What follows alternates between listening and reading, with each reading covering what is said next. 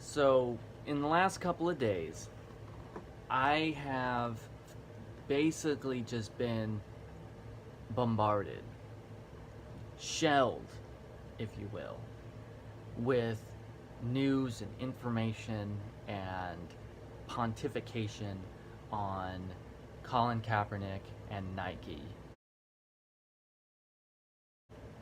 And I guess the only substantial, legitimate,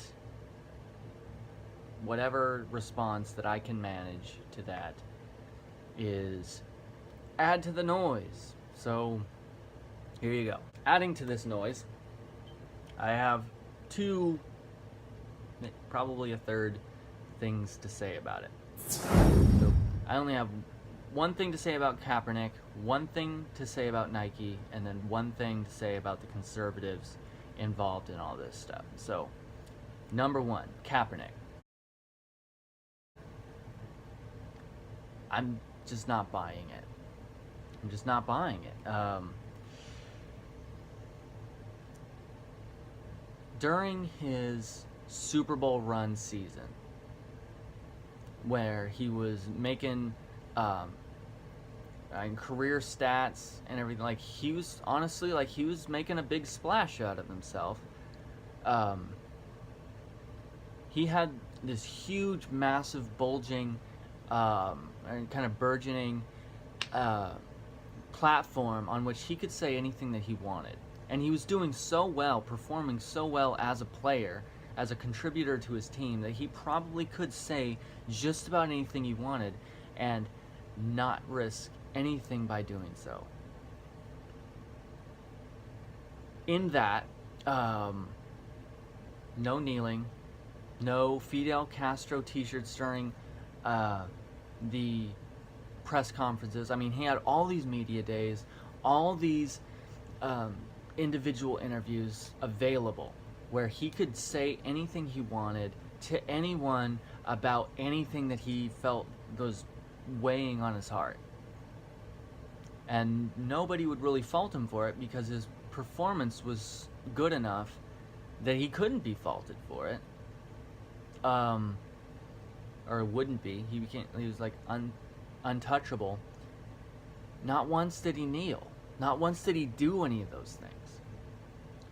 So if I'm me, which I am, I look at that and I'm just either he's colossally foolish and just missed the biggest opportunity of his life up until now to build a kind of awareness for whatever it is that he cares about, or two, it's just a cry for attention.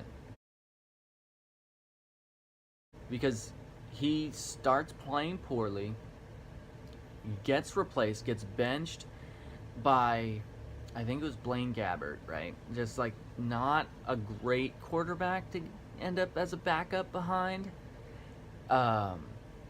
And then immediately after that, kneeling, or sitting originally during the national anthem, kneeling, press conferences, all of a sudden want to talk to him somehow. Like, it's just, that's what I see there. It's, can't get daddy's attention, and so you start sneaking out at night to see if he notices, kind of thing. Like, that's the feeling I get from that. You can say that I'm anything you want about that, but if I'm just looking at that from the perspective that I'm looking at it from, I see nothing more than a pander for attention.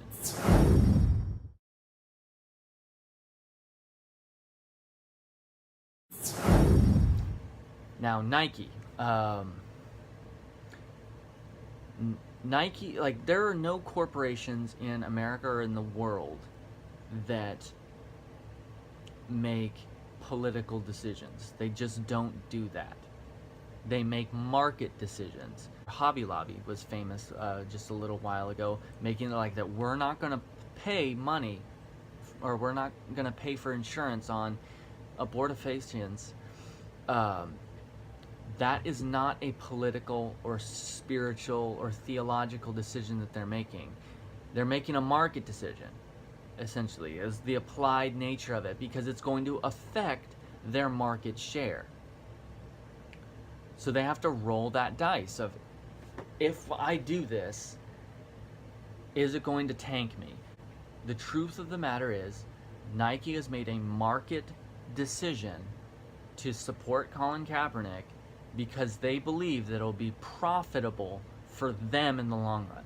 It has nothing to do with politics. It has nothing to do with the current sitting president or a future president or the last electoral decision. It doesn't have anything to do with that stuff. It's simply the executives at Nike believe that supporting Colin Kaepernick right now is going to give them money in their pockets tomorrow.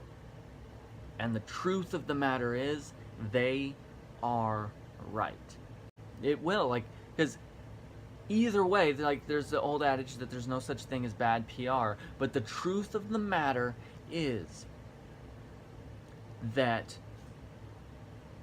every time you share a meme, every single time that you post an ad by or a article by whoever it is that's talking about how shameful it is of Colin Kaepernick to even start this thing, or for Nike to team up with them on it, like, every single time you're doing that, you're not simply shaming Colin Kaepernick or Nike. What you're doing is you're advertising for them for free.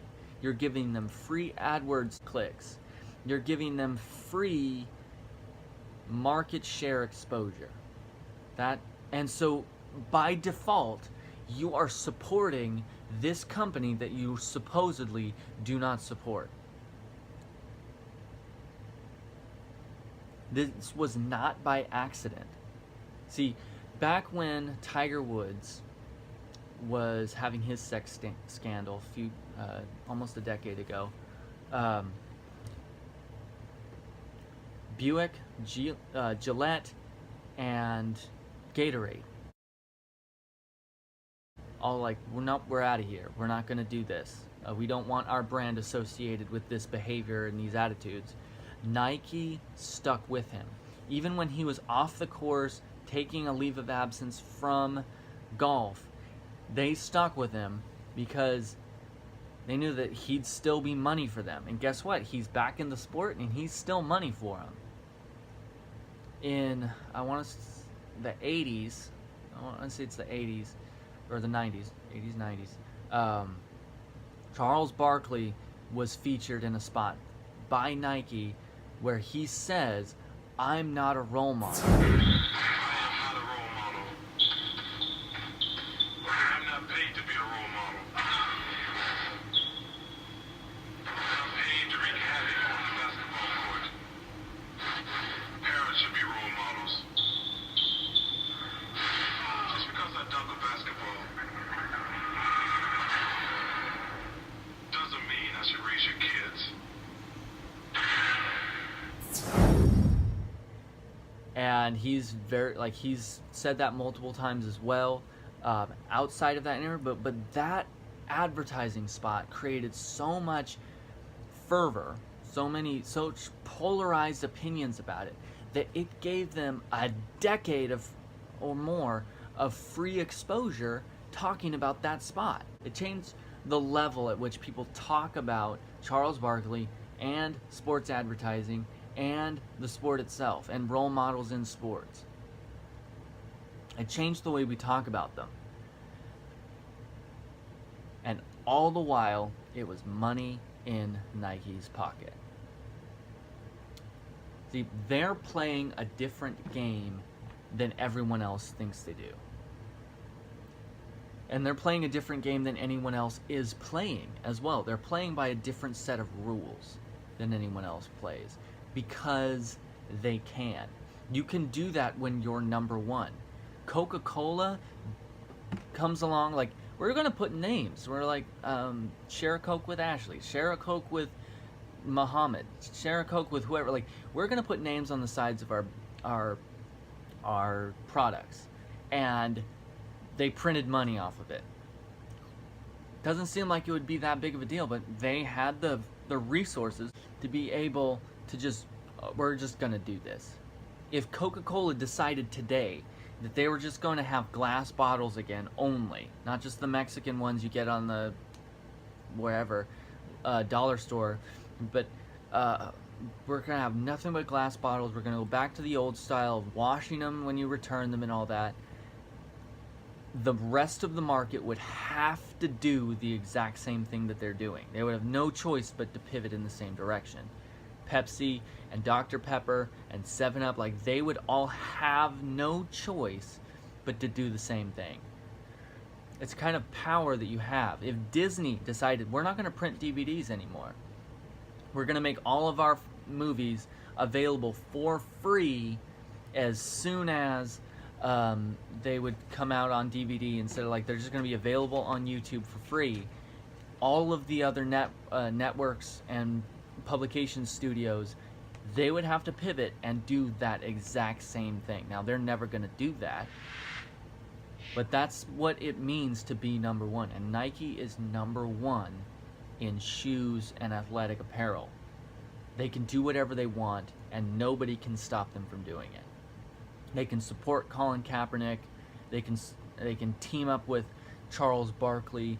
And this is another thing about it, is that this is not the first controversial athlete to be backed by Nike. So, like, everyone can just relax a little bit. You might think that your $3 or the $20 or $50 or whatever it is that you're taking from them from not buying one pair of shoes is going to affect them, but it won't. It just won't. I guess this is what I'm kind of getting at, is if you want to boycott Nike because of this product decision, or Dick's Sporting Goods because of this market decision, then do that. Honestly, boycotting is a powerful method with which to get the attention of these things, like voting with your money, essentially telling them what you do and don't want.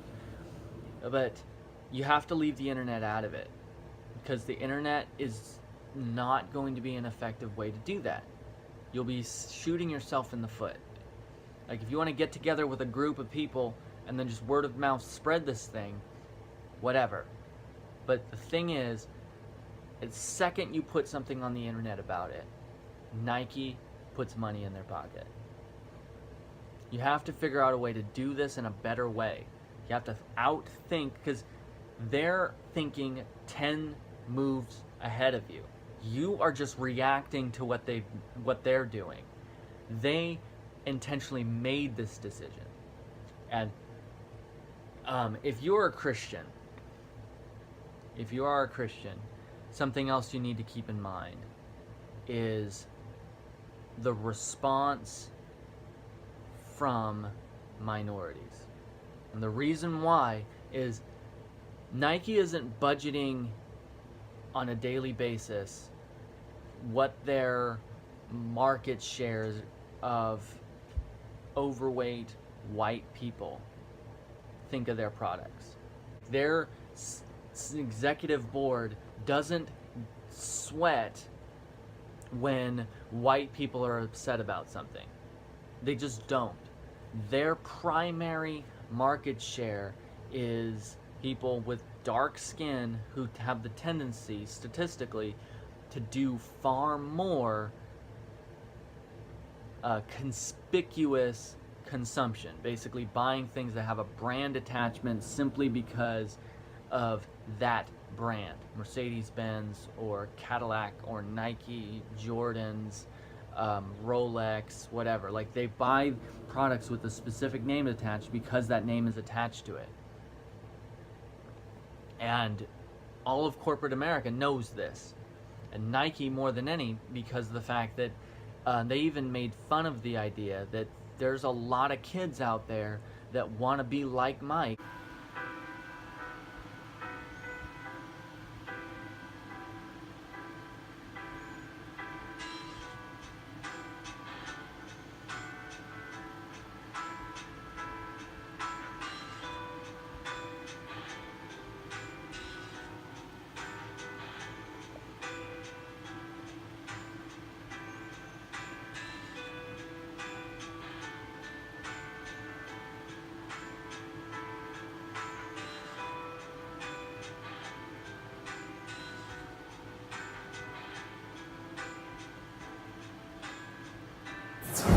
And well, maybe if I can just put some J's on, I'll be able to jump higher, run faster, do all the things that Michael Jordan does. On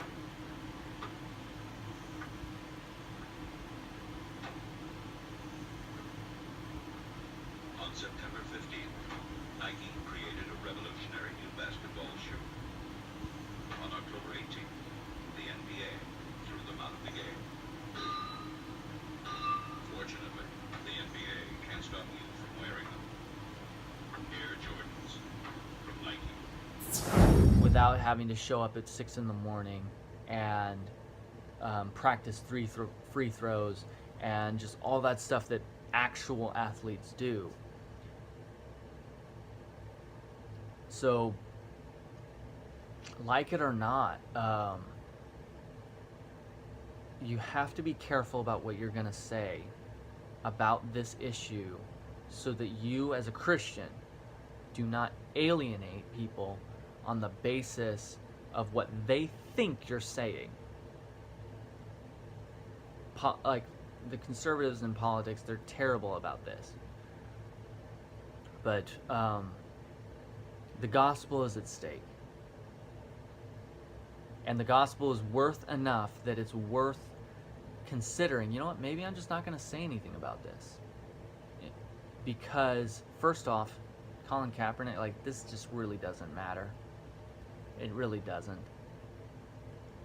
It's not worthwhile to alienate a significant portion of your church, potentially, or your community, in order to make a political statement about something that by 2 weeks from now, everyone will have forgotten. But quite honestly, like, you have to, I'll use the example of a bunch of religious Pharisees basically came up to Peter asking, like, do you pay the temple tax? And Peter's like, yeah. And then goes to Jesus and like, do we pay it? Like, have we done that? And Jesus is like, well, who pays taxes? The sons of a king or the slaves of a king? And he's like, well, the slaves, obviously, the servants, the peasants, the serfs, obviously, they're the ones that pay taxes. And he's like, the sons then, they don't have to. Basically telling, like, he tells Peter, like, you know, we don't have to pay taxes. We're children of God. What do we need to pay taxes for? But to avoid offending them, go throw in a line and pull out a fish, and in that fish will be enough money for you and me to pay that tax. Some issues are not worth contending. Like, I am the first one to, like, I have an opinion about everything. I do. I have opinions about everything. And I'll also be the first to admit to you, some of those opinions just don't matter. And more than just not mattering, some of those opinions are obstacles to building bridges and sharing the gospel. Right time and right place and everything. But it's not worthwhile getting into a race discussion if that distracts from sharing the gospel. It's not worthwhile getting into a political debate if it's going to distract from sharing the gospel. And it's not worth getting into a marketing discussion if it's going to get in the way of the gospel. You have to put the first thing first.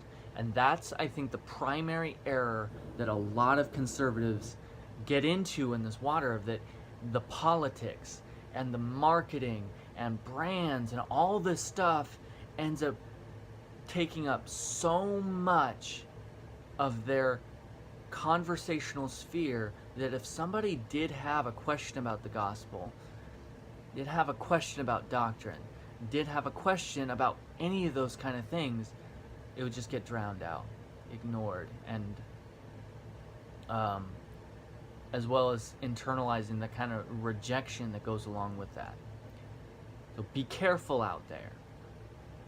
If it's not important, don't talk about it. If it is important, be careful about what you say about it.